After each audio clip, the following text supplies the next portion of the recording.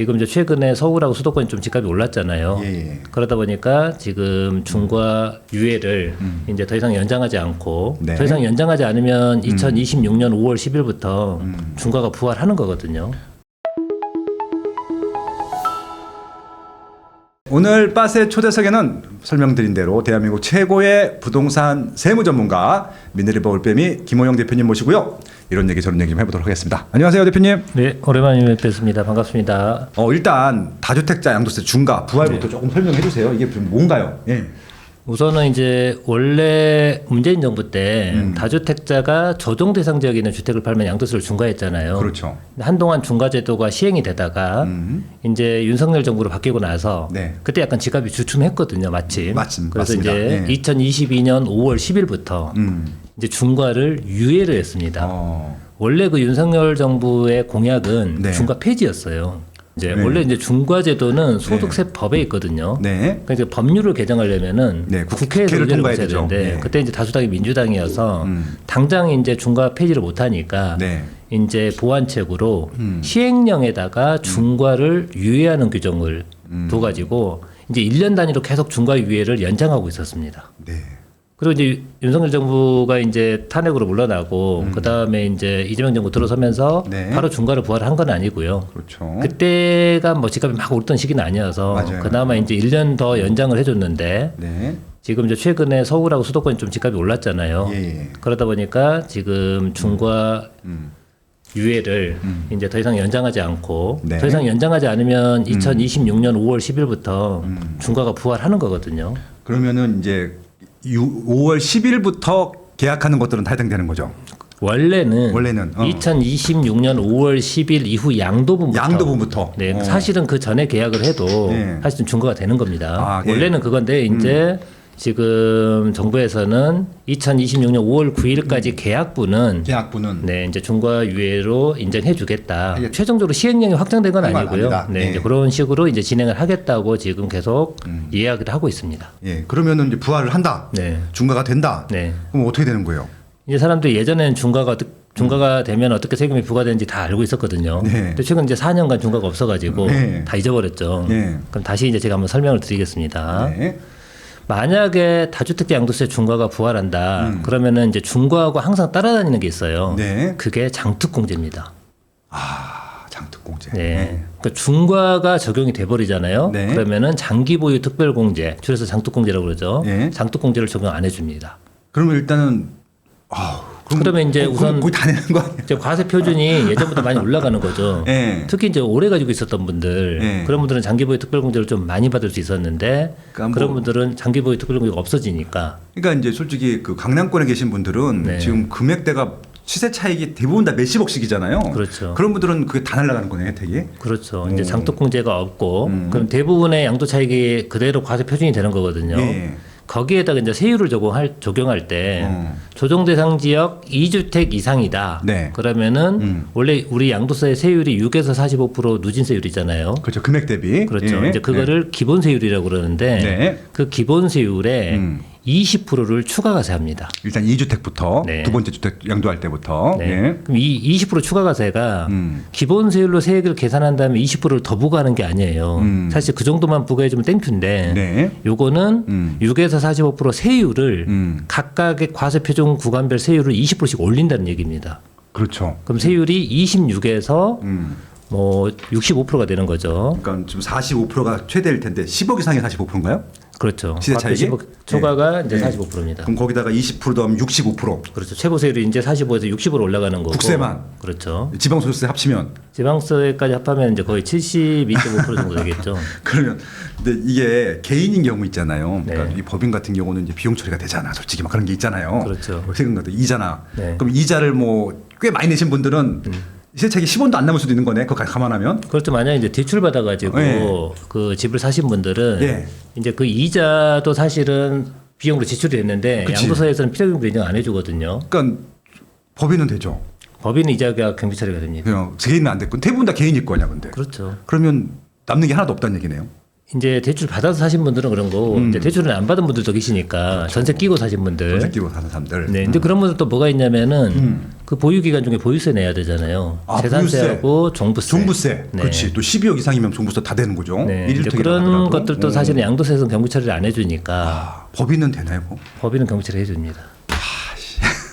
그런데 이제 법인은 어차피 취득세 중과가 있고 예, 또 종부세 보유세도 중과가 중과죠. 있어서 예, 맞아요, 사실 맞아요. 법인도 주택을 가지고 있기는 어렵죠. 참 힘드네요. 네. 네. 아무튼 예, 가시죠. 네. 그리고 이제 3주택 이상 가지고 있는 분들이 조정 대상 지역에 있는 주택을 팔았다. 그런 분들은 이제 당연히 장독공제는 안 해주고 네. 세율은 6에서 45% 누진세율에서 30%를 추가과세합니다. 아, 그럼 그러니까 70, 36에서 75%가 되는 거죠. 그러면은 75%에다가 지방소득세 10% 더하면 82.5%. 그렇죠. 82.5%. 예. 네. 그래서 세금이 뭐 어마어마하게 많이 나옵니다. 네. 이제 감당 못할 정도로 세금이 많이 나오죠. 갖고 있을 이유가 하나도 없네, 그럼 진짜. 그래서 제가 가끔 네. 가다가 제가 상담할 때 가끔 이러신 분들이 있어요. 뭐 네. 만약에 2026년 5월 9일 이전에 못 팔면은 뭐 나중에 팔지 이런 분들이 있거든요.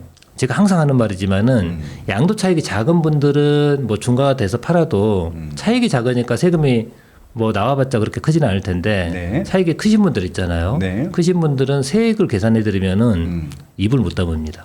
그렇죠. 네. 그래서 이제 보통 내가 세액이 얼마나 나올지를 계산해보고 예. 그다음에 의사결정을 하시는 게 좋습니다. 네. 그래서 제가 세액 계산 자료를 하나 만들어 왔거든요. 아이고. 이제 이 페이지를 보시면은 네. 이분이 양도 차익이 10억이에요. 예. 그러니까 뭐 강남권은 사실 이제 양도 차익이 10억보다 훨씬 크지만은 네. 이제 보통 우리가 평균적으로 서울에 있는 주택을 한 10년 보유했다. 그리고 뭐 마포나 성동구나 뭐 강동구 이런 쪽은 최소 10억은 더 올랐을 거니까 그렇죠. 양도 차익이 10억이라고 가정하고요. 네. 만약에 이제 이 납세자가 중과가 되기 전에 팔았다. 그러니까 2026년 5월 9일 전에 매도 계약을 했다. 그럼 지금 정부 안대로 하면 중과가 안 되거든요. 네. 중과가 안 되면 장기 보유 특별공제를 적용해 줍니다. 근데 보유 기간을 10년으로 가정했으니까 네. 이제 보유 기간 1년당 2%씩 장독공제 해 주잖아요. 네. 그 장독공제가 20%가 됩니다. 그러면은 2억의 장독공제가 적용이 되니까 이걸 차감하면 양도소득 금액이 8억이 되는 거고요. 네. 250만 원 양도소득 기본공제를 차감하면은 과세 표준이 7억 9,750입니다. 네. 근데 과표 구간이 5억 초과 10억 이하 구간이거든요. 네. 그럼 최고 세율이 42%고 42%. 누진공제 3,594만 원을 빼면 네. 양도세는 약 2억 9,900, 10% 지방세 2,990, 네. 합해서 3억 2,890 정도 나옵니다. 일단 시세 차익이 10억이면 3억 2,800만 원을 네. 이제 세금으로 낸다. 네. 그러면 한 뭐 7억이 안 되는구나. 6억 한 뭐 7천만 원 정도 네. 남는 거네요. 네. 그러니까 평균 세율이 한 32.8% 정도 되는 거죠. 근데 만약에 이제 이 사람이 조정 대상 지역에 있는 두 번째 주택을 팔았는데 네. 만약에 매도 계약을 2026년 5월 10일 이후에 했다. 그럼 이제 중과가 되는 거잖아요. 중과가 되는 거죠. 우선 중과가 되면 항상 따라다니는 게 장특공제라고 장특공제는 했죠. 없어. 그렇죠. 네. 장특공제가 없어집니다. 아예 없어집니다. 날라갑니다. 네. 그럼 양도소득 금액이 그대로 10억으로 내려오고 네. 과표가 9억 9,750이 되는데 네. 어차피 과표는 5억 초과 10억 이하 구간이니까 원래 최고 세율은 42%였잖아요. 네. 거기에다가 이제 2주택일 때는 20%를 추가과세하니까 62%. 그렇죠. 최고 세율이 42가 아니고 60으로 올라갑니다. 네. 그리고 누진공제는 똑같이 3,594만 원을 차감해 줍니다. 누진공제는 뭐예요?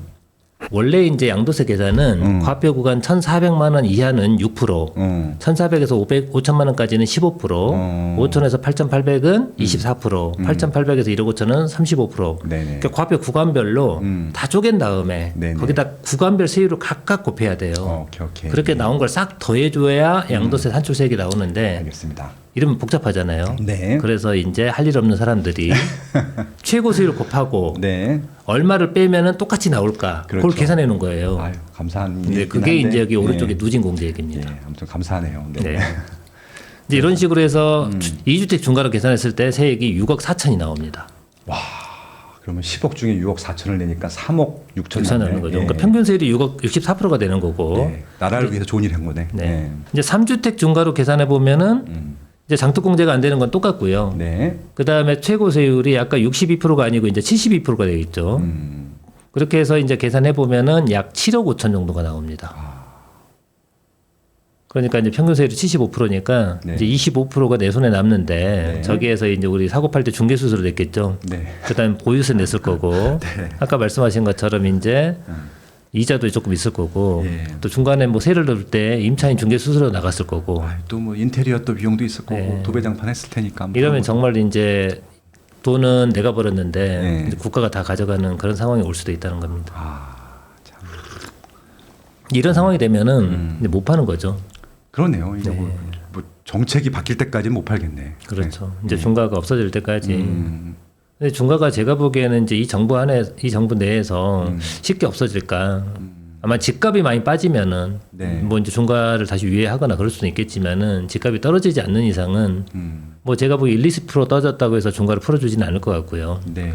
그래서 한동안은 이제 중과 제도가 유지가 되지 않을까 이제 그렇게 생각을 합니다. 근데 지금 문제가 예. 지금 조정 대상 지역이 아닌데, 근데 앞으로 조정 대상 지역이 그럴 수 지정될 있죠. 곳들도 있잖아요. 왜냐면 문재인 정부 때 계속 확장했잖아요. 맨 마지막에 118개인가 지정했으니까 네. 170개밖에 안 되는 아파트가 있는 지역 중에서 118개나 했으니까 그럴 수 있죠. 예. 그러니까 이제 만약에 그 2021년 같은 경우에 그쵸, 그쵸. 전국의 뭐 중소도시까지 거의 다 조정 지역 다 동두천까지 묶어서 동두천까지 네. 여순강도 하고 그랬다니까. 네. 와 진짜. 예. 그렇게 돼버리면은 이제 사람들이 많이 물어보는 게 네. 내가 주택을 취득할 당시에는 조정 대상 지역이 아니었는데 그렇죠.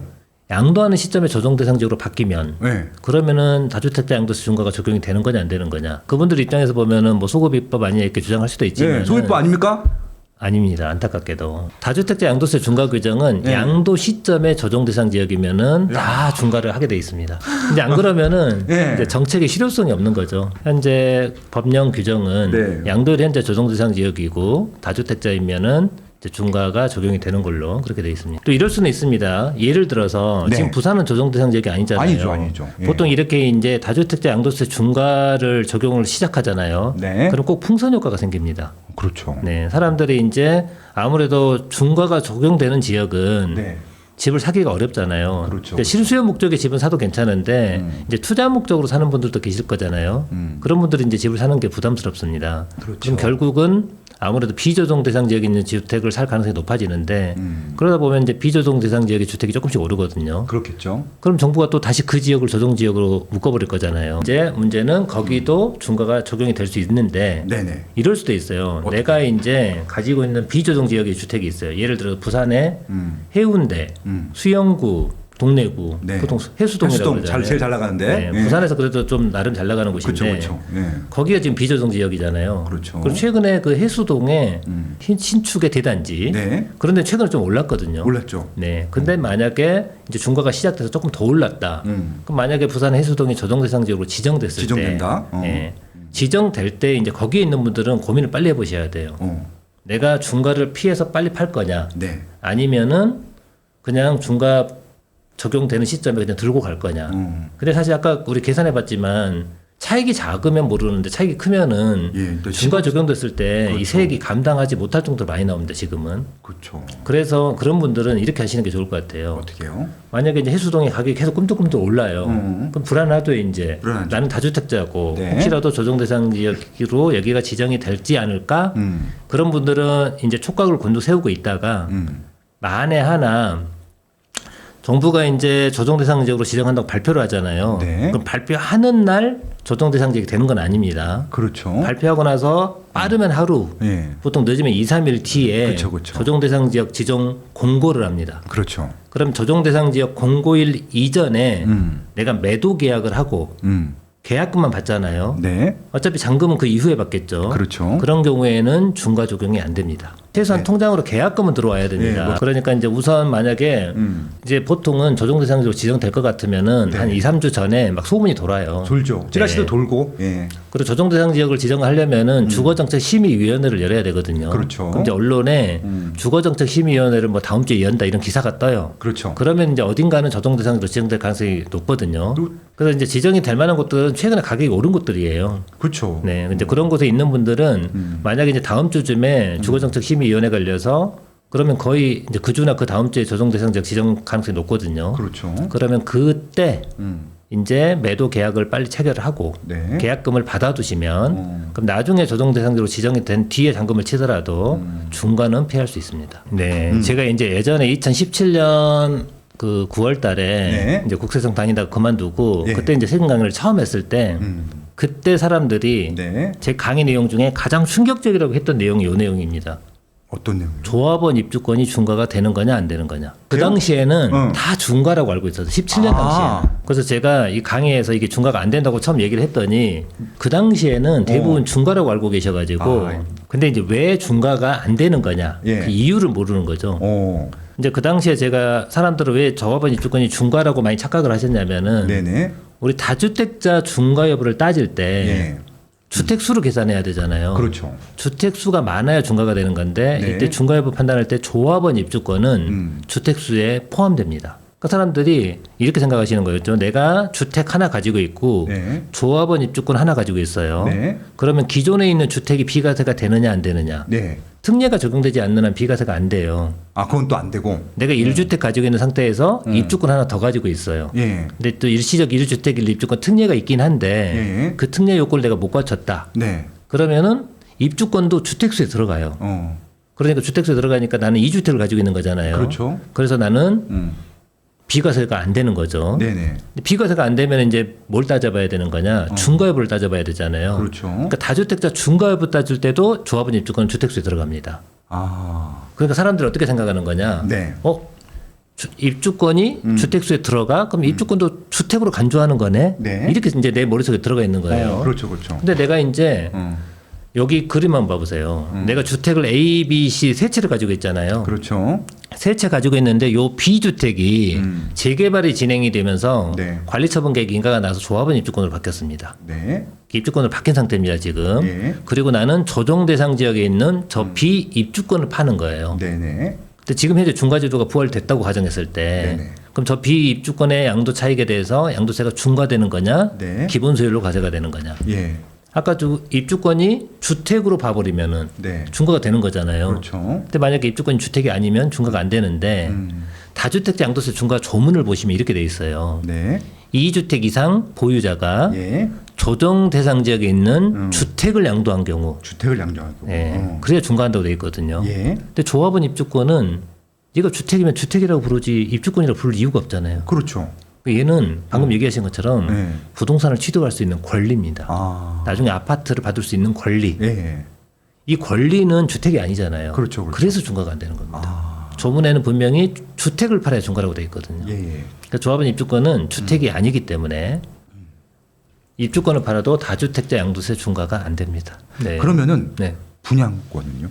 분양권은 어차피 중과가 되죠. 왜냐하면 네. 분양권은 다주택자 양도세 중과가 있는 게 아니고 단기양도 단기양도 중과. 네. 예, 66%뭐 이런 거. 분양권은 1년 안에 팔면 77%, 77%. 1년 예. 지나서 잔금 전에 팔면 66%. 예. 사실 분양권은 주택으로 가기 전에 파는 거잖아요. 그렇죠. 그러니까 전부 투기로 보겠다는 겁니다. 예. 그거는 어차피 중과입니다. 네. 이렇게 말씀드린 대로. 원래 분양권은 이제 주택으로 가기 전에 팔아버렸기 때문에 그냥 정부 입장에서 보면 투기라고 생각하는 겁니다. 네네. 그래서 아예 세율이 더 높아요. 그렇죠. 1년 안에 팔면 77%고 1년 이상 가지고 있고 주택으로 바뀌기 전에 팔았다 그러면 66%입니다. 이제 다주택자 양도세 중과에서 제일 중요한 게 주택 수잖아요. 주택수. 예. 네. 어차피 이제 양도하는 주택이 조정 대상 지역에 있으면은 네네. 중과가 적용이 될 수 있는데 내가 그 시점에 가지고 있는 주택이 몇 채냐 몇 채냐? 거기에 따라서 이제 중과가 되느냐 안 되느냐가 바뀌는 거죠. 그렇죠. 중과가 되더라도 또 세율이 20% 추가가세냐 30% 추가가세냐. 그렇죠.